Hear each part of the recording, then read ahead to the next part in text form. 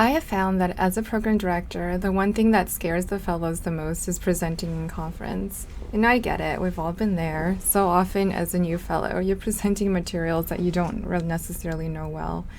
And you're really afraid to look like a dunce in conference. So I have some tips and tricks that I share with fellows, which I hope will help you not just in presenting echoes, but also cath images and my most dreaded EP tracings, which luckily I don't have to do anymore. So let's get to it. Number 1, do. Rehearsal is absolutely mandatory. While rehearsing in front of your attendings and your peers may be a good option, I actually think that the best audience is yourself. Listen, every single one of us, with very few exceptions, absolutely hate the sound of our own voice. This is fair because we sound so unnatural when we listen to ourselves, but you have to do it.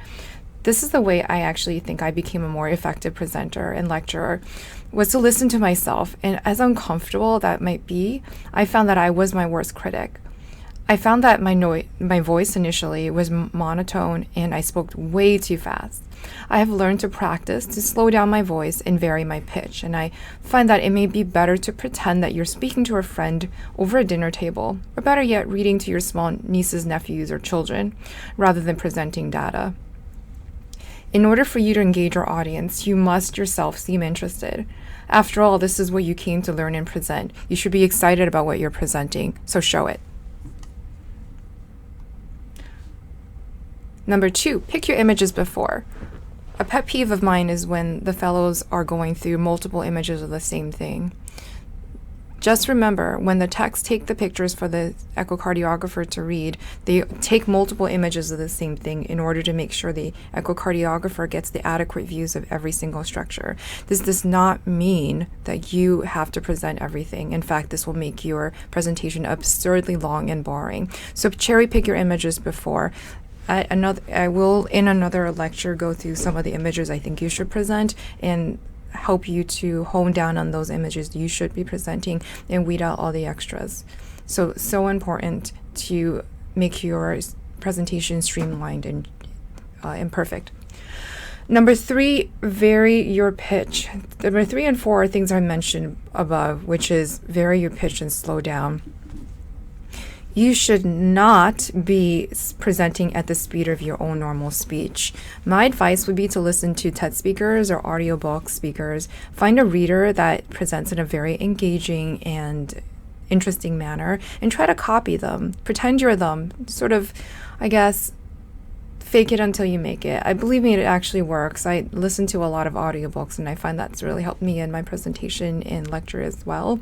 Very soon you will find a style that fits you and makes you more engaging to your audience. But the key is to really slow down your speech and make sure you're speaking in a comfortable speed. Number 5, avoid fillers like ums or ahs. In order to be more impactful, you might want to instill a pause rather than put in a or an ah. When you put in an or an ah or so or really anything else that or that makes you sound hesitant, you actually sound a lot less intelligent and much more hesitant. Next time, just pause. It really may seem very unnatural to you the first time you do it, but believe me, it actually works. You may hear that when you listen to podcasters or people speaking on the radio that they don't use ums or ahs. The more effective ones will just pause, and it actually will give your voice and your speech a little bit of extra emphasis. So try it. Believe me, it actually does work. Number 6, leave time for comments, but not too much. Another pet peeve of mine is when the fellows are presenting an image and they wait like 10 seconds in between slides. And it is extremely boring and kind of uncomfortable for the audience. So leave time for comments, but I would say no more than 2 seconds. So you might say something like, here's a parasternal long axis of the heart looking at the mitral valve and the aortic valve in zoomed in.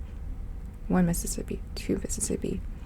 Here is the next image, the RV tilt view of the heart. This gives you enough time for your audience to chime in and ask for any clarifications, but it doesn't leave for any uncomfortable silences. And lastly, remember that we are your friends. We are rooting for you. This is not a television audition with very seriously mean and judging casting directors. These are your friends, your colleagues, and your lovely program directors rooting for you. So we want you to succeed. We want you to show off how much you know. We want to be clapping for you at the end. So speak up. You've got this. These are all your friends. Okay, so now a few don'ts. 1. Don't rush. I can't emphasize this enough. So this is where practicing on your own really is impactful. Listen to yourself. Gosh, am I speaking so fast that I really can't understand what I'm saying? Also, remember, if you speak too fast, I find that people will really get bored and it's kind of tune out. So don't do that. One of the tricks that I like to use is to avoid using abbreviations. Now, hear me out. This might sound a little silly. So rather than saying the PA pressure is 60 millimeters of mercury, I might say something like, based on the tricuspid regurgitation jet velocity, the pulmonary arterial systolic pressure is 60 millimeters of mercury, which is commensurate with severe pulmonary arterial hypertension. Right? Sounds a little bit more intelligent. I'm saying exactly the same thing, but it sounds much more impactful. Next, rather than saying, oh, the aortic valve stenosis is severe, the velocity is 4 millimeters across, you might slow down and say, it looks like the velocity across the aortic valve is 400 centimeters per second or 4 meters per second. This is commensurate with severe aortic stenosis by velocity data. You put in a couple of new words, or you avoided using abbreviations, but to me that sounds a lot more emphatic, and it's a better way to engage your audience and makes you feel and sound more confident. Next, don't present every repetitive echo image. I noted this before. Pick out your images before. Find the images that fits your story. Don't present every peristernal long axis across the aortic valve like 5 times. You'll seriously bore your audience to death. Okay. And finally, try not to sound hesitant. Does this sound hard? Absolutely. I get it. You may be a first-year fellow, unsure of your findings and unsure of your presentation, but don't say, I think this aortic regurgitation jet may be severe. Say with confidence, who cares if you're wrong? Yes, this aortic regurgitation is severe. And your attendees might say, hey, I don't think so. I think it's more moderate. Well, great, let's talk about it. Guess what? If you're wrong, that's fine. You're here to learn. If you're right, wonderful. We're rooting for you. So don't be hesitant. Hesitancy is really it's going to be your downfall. So in order for you to present effectively, just put your nickel down on everything that you say, even if you're wrong, because somebody will correct you and you'll learn for the next time.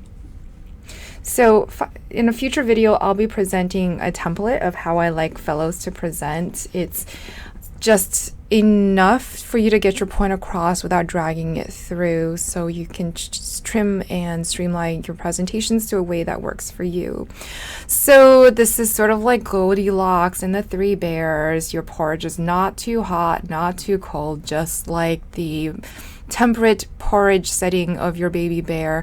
This should be your presentation length and delivery. So go up there, present. I, for one, am rooting for you, as I'm sure are all your friends. Take care. Good luck.